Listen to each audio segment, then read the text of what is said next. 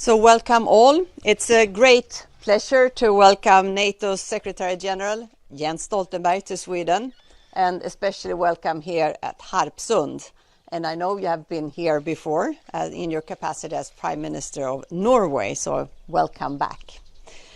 During the government's meeting and our working lunch, we've had the opportunity to discuss Sweden's NATO application, Russia's illegal aggression against Ukraine, and the security situation in Europe. And first, I want to thank you for your strong support for Sweden's application for NATO membership and for your solid partnership in these challenging times.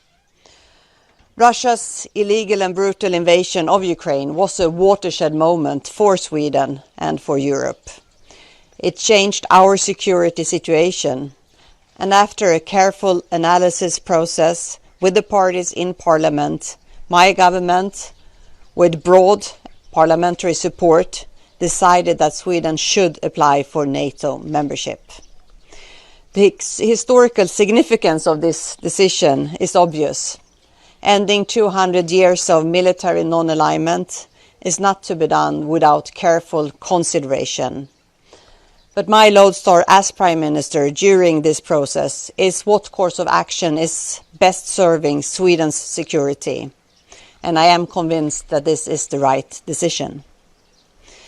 And the fact that Sweden and Finland are applying for membership simultaneously will reinforce the security for both of us, for the Baltic Sea region, for Europe, and for NATO. And as you know, Turkey has raised concern in relations to Sweden's and Finland's applications, and we are taking them very seriously and have engaged in a dialogue together with Finland in order to find a way forward with Turkey. I warmly welcome the facilitating role played by you, Mr. Secretary General, and my ambition is that we should have these matters resolved. We have a lot to offer to NATO and its members. Both Sweden and Finland will be security providers for the region and for the entire NATO, including Turkey. That will also be my main message when I attend the NATO summit in Madrid at the end of this month. Sweden will recognize the security challenges of the alliance and be an active and constructive member. And I also want to thank you for the strong political support expressed in many different ways and by an overwhelming majority of NATO allies. In today's meeting, I also underlined the importance of for Sweden to continue our engagement for disarmament, and the Norwegian policy is of importance with acceptance of nuclear deterrence in combination with a continued engagement for disarmament, and Sweden's strong international voice will remain. On Ukraine, the full-scale and brutal aggression by Russia has been met with incredible bravery from Ukrainians and their leaders, and by a forceful response from the entire transatlantic community and beyond. And that's truly remarkable in such difficult times. And our support will continue. Last week, my government decided on further military and financial support to Ukraine. In total, this package amounts to a value of more than 95 million euros. And it will strengthen Ukraine's capabilities at a critical time. So once again, thank you, Jens, for your visit. It sends a strong signal of support and unity. Please, the floor is yours. Prime Minister Andersson, kjære Magdalena, it's great to be back at Harpsund. Great to see you, and thank you for this warm welcome. Sweden is NATO's neighbor and our close friend. We share the same values, we share the same neighborhood, and we share the same challenges from Russia's aggressive actions to terrorism and the security consequences of climate change. So I warmly welcome the sovereign decision by Sweden and Finland to apply for NATO membership. This is a historic step at a critical time for our security. It is clear that Sweden and Finland's membership in NATO would boost transatlantic security.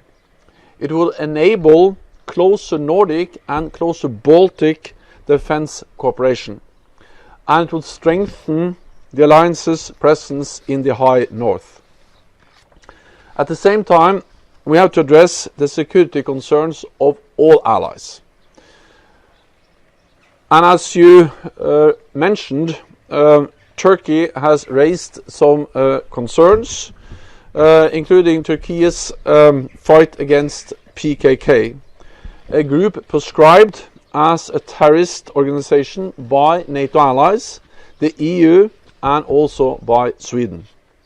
So I remain in close contact with you, Magdalena, and your colleagues, as well as with Finland and our ally Turkey, about the way ahead. My staff also remain in close dialogue with officials from all three countries in order to address the Turkish concerns swiftly and move forward on Swedish and Finnish accessions to the alliance. I'm glad that you, Prime Minister, confirmed the Swedish government's readiness to address Turkey's concerns as part of assuming the obligations of future NATO membership. I welcome that Sweden has already started to change its counter-terrorism legislation, and that Sweden will ensure that the legal framework for arms export will reflect their future status as a NATO member with new commitments to allies. These are two important steps to address concerns Turkey has raised. Prime Minister Andersson, Sweden and Finland's security matters for NATO, and many allies have made clear assurances and commitments to your security. NATO remains vigilant, and we have increased our presence in the region, including with more exercises. As we speak, Baltops, our largest exercise in the Baltic Sea, is underway. This year it's actually hosted by Sweden and marking the 500th anniversary of the Swedish Navy. It includes over 7,000 forces from 14 NATO allies, as well as Sweden and Finland, all training side by side. Sweden and Finland are also participating in NATO's integrated air and missile defense exercise across the Baltic region and Poland. Let me thank you for Sweden's valuable contributions to NATO missions and exercises. I'm always impressed by the professionalism and dedication of the Swedish forces. So, Prime Minister, thank you for your strong personal leadership, your political vision and your determination, and for Sweden's significant contributions to Euro-Atlantic security.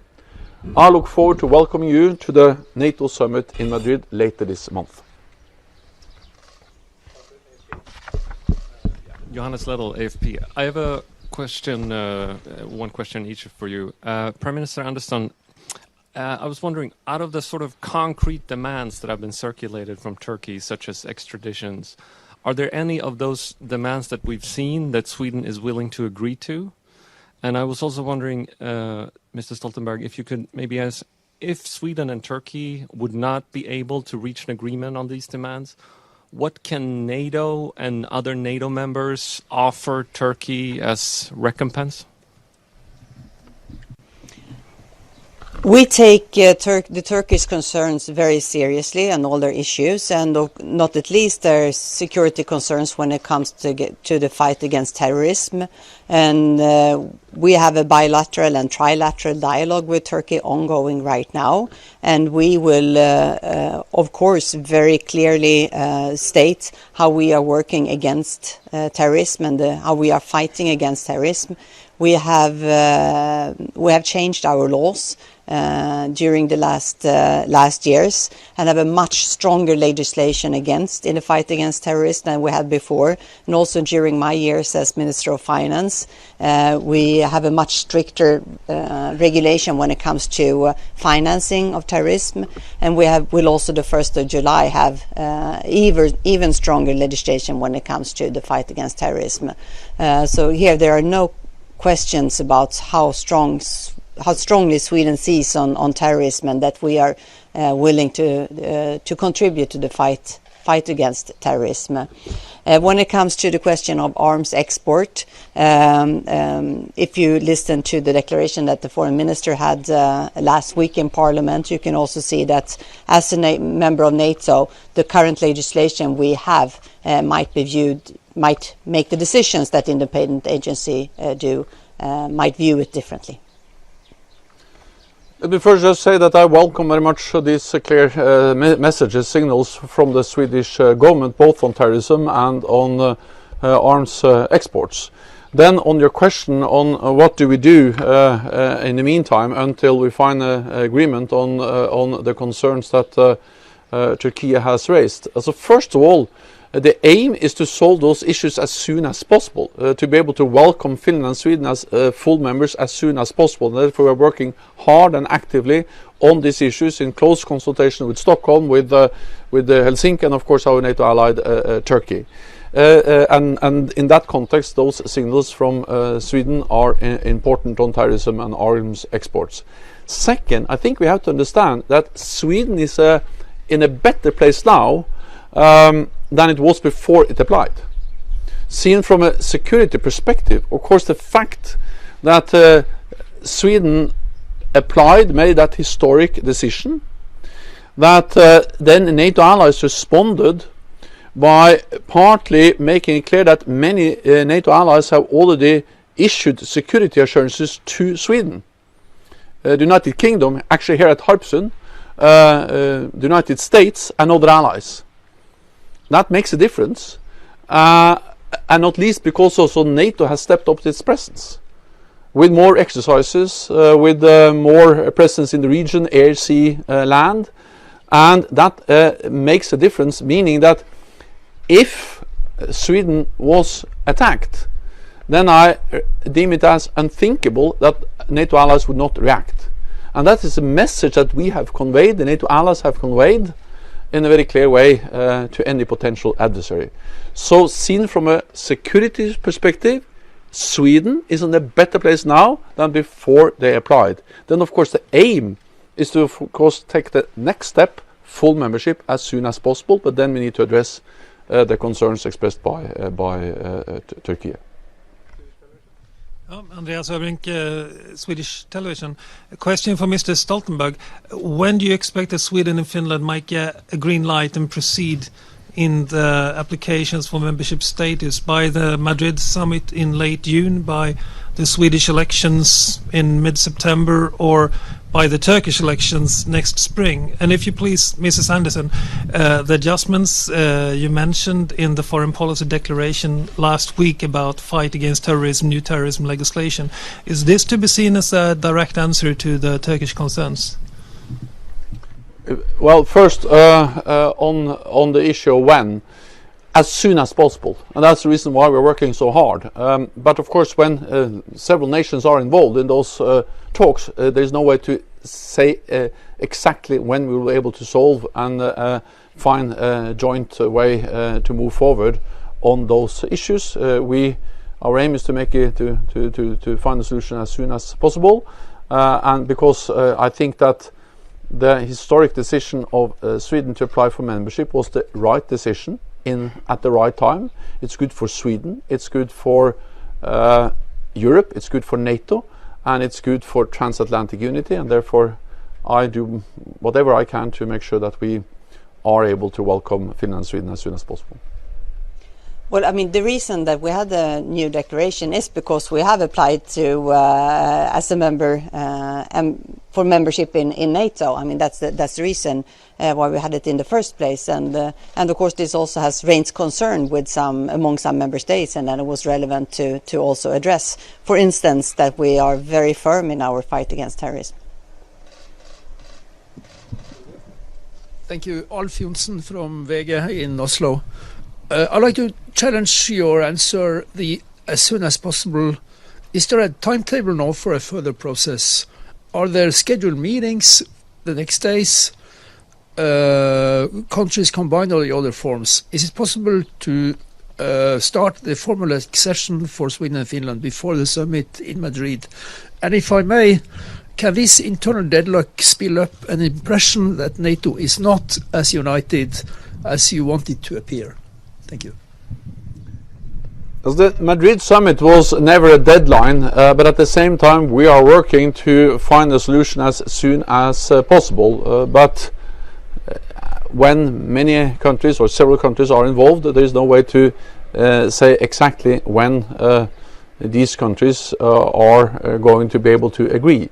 But let me also then add that that's also the reason why it is so important that in the meantime we have agreed both to step up. We see NATO allies have provided substantial security assurances to Sweden, and NATO has stepped up its presence in this region. So it's not like nothing has happened, and these assurances and this presence matters. And of course then I hope that that can be replaced with a more formalized full-fledged membership as soon as possible. I'd also like to really underline how important these assurances and also the presence is for us here in Sweden. It was absolutely fundamental for our decision to join NATO, and of course this is very useful in this situation. Pontus Mattsson, Swedish Radio. Mr. Stoltenberg, what do you think that Sweden should do to meet the Turkish concerns? You talked to sell weapon, for example. You touched it a little bit. Could you please explain some more? Well, there are now talks going on in different formats, in different ways between Sweden, Finland, Turkey, and NATO. I don't think it will be helpful if I go into the details of those talks, but I can just say that the messages, the signals that Sweden has provided over the last days, and with the statement in the Parliament last week, and also by the Prime Minister now, they are helpful, and they indicate that Sweden, as Finland, are ready to, in a concrete way, address concerns related to terrorism. That Sweden, of course, fights terrorism and is ready to cooperate with all the NATO allies in fighting terrorism. And on arms exports, again, I welcome the signals. The details, I think, has to be sorted out in the talks. But in general, I will just say that we are stronger when we stand together, and that's exactly why we have NATO. NATO solidarity, and of course by joining NATO, Sweden will get the formalized treaty security guarantees, our collective defense guarantees. At the same time, Sweden will take on, as all the other members, take on the responsibilities and obligations being a NATO ally. Thank you very much. Thank you. Thank you.